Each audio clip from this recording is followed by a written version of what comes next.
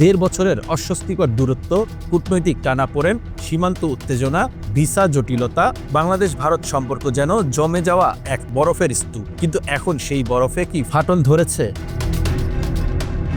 ঢাকা ও দিল্লির সাম্প্রতিক কূটনৈতিক তৎপরতা বলছে সম্পর্ক আবার ধীরে ধীরে স্বাভাবিকতার পথে এগোচ্ছে। তবে এই অগ্রগতি দ্রুত নয়, পরিমিত, হিসেবি এবং নিয়ন্ত্রিত।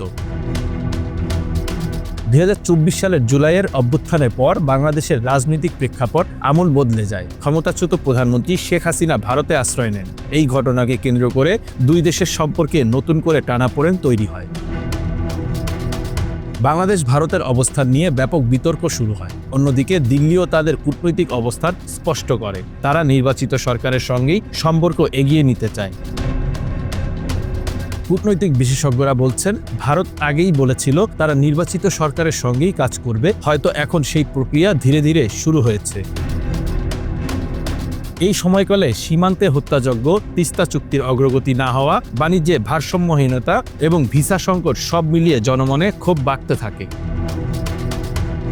বিশেষ করে ভিসা জটিলতা মানুষে মানুষে যোগাযোগে বড় ধরনের প্রভাব ফেলে। 5 আগস্ট সরকারের পতনের পর নিরাপত্তা ও রাজনৈতিক অনিশ্চয়তার কারণে বাংলাদেশে ভারতীয় মিশনগুলো ভিসা কার্যক্রম সীমিত করে। পরবর্তীতে পারস্পরিকভাবে দুই দেশই ভিসা দেওয়া প্রায় বন্ধ করে দেয়। ফলে চিকিৎসা, শিক্ষা ও পর্যটনে দুই দেশের নাগরিকদের চলাচল ব্যাপকভাবে বাধাগ্রস্ত হয়। নির্বাচনের পর দায়িত্ব নেয় নতুন সরকার। নবনির্বাচিত প্রধানমন্ত্রী তারেক রহমানের শপথ অনুষ্ঠানে ভারতের পক্ষ থেকে উপস্থিত ছিলেন লোকসভার স্পিকার ওম বিরলা। তিনি ভারতের প্রধানমন্ত্রী নরেন্দ্র মোদীর একটি শুভেচ্ছা বার্তা হস্তান্তর করেন। এটি ছিল একটি গুরুত্বপূর্ণ কূটনৈতিক সংকেত। নতুন সরকারের স্থানীয় সরকার মন্ত্রী ও বিএনপি মহাসচিব মির্জা ফখরুল ইসলাম আলমগীর বলেছেন, শেখ হাসিনার ভারতে অবস্থান দ্বিপক্ষীয় সম্পর্কের পথে বাধা হবে না। অর্থাৎ সম্পর্ককে একক ইস্যুতে আটকে না রেখে বৃহত্তর স্বার্থে এগোনোর বার্তা দেওয়া হয়েছে। সম্পর্কে দৃশ্যমান পরিবর্তন এসেছে ভিসা পরিষেবায়। নয়াদিল্লিতে বাংলাদেশ হাইকমিশন ভারতীয়দের ভিসা দেওয়া শুরু করেছে। একই সঙ্গে সিলেটে ভারতের মিশন জানিয়েছে পূর্ণমাত্রায় ভিসা পরিষেবা চালুর প্রস্তুতি চলছে। বর্তমানে medical O double entry visa দেয়া হচ্ছে। পর্যটন ভিসাও শিগগির চালু হতে পারে। দুই দেশের বিশেষজ্ঞরা বলছেন, ভিসা ও রেল চলাচল নিয়ে আলোচনা ইতিবাচক লক্ষণ। তবে পুশ ইন, সীমান্ত হত্যা ও পানি বণ্টনের মতো জটিল ইস্যুতে অগ্রগতি না হলে সম্পর্কের প্রকৃত উন্নয়ন বোঝা যাবে না।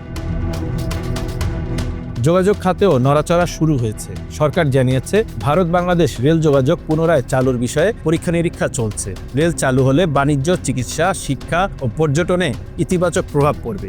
একই সঙ্গে এটি হবে রাজনৈতিক আস্থার বাস্তব পরীক্ষা। দিল্লিতে ব্রিফিংয়ে ভারতের পররাষ্ট্র মন্ত্রণালয়ের মুখপাত্র রণধীর জয়সওয়াল বলেছেন, ভারত একটি গণতান্ত্রিক ও অন্তর্ভুক্তিমূলক বাংলাদেশকে সমর্থন করে এবং ঐতিহাসিক সম্পর্ক আরও জোরদার করতে আগ্রহী। রাজশাহীতে আন্তর্জাতিক মাতৃভাষা দিবসের অনুষ্ঠানে ভারতীয় সহকারী হাই কমিশনার মনোজ কুমার বলেন, ভারত বাংলাদেশ সম্পর্ক কৃত্রিম নয়, অকৃত্রিম। ভাষা ও সংস্কৃতির ঐতিহ্য এই বন্ধনের ভিত্তি। বিশ্লেষকদের মতে, নতুন সরকারের অবস্থান আবেগ নির্ভর নয়, বরং বাস্তববাদী। আঞ্চলিক ভূরাজনীতিতে চীন ভারত প্রতিযোগিতা, অর্থনৈতিক বাস্তবতা এবং সীমান্ত স্থিতিশীলতার প্রয়োজন মিলিয়ে সম্পর্ক পুনর্বিন্যাস এখন সময়ের দাবি। বিশেষজ্ঞরা বলছেন, সম্পর্ক যদি কেবল কোনো নির্দিষ্ট রাজনৈতিক দলের সঙ্গে সীমাবদ্ধ থাকে তবে তা টেকসই হবে না। সম্পর্ক হতে হবে জনগণের সঙ্গে জনগণের।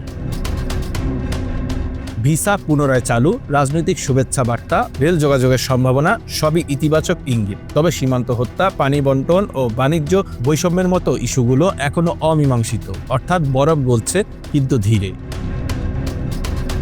Bangla affairs news desk.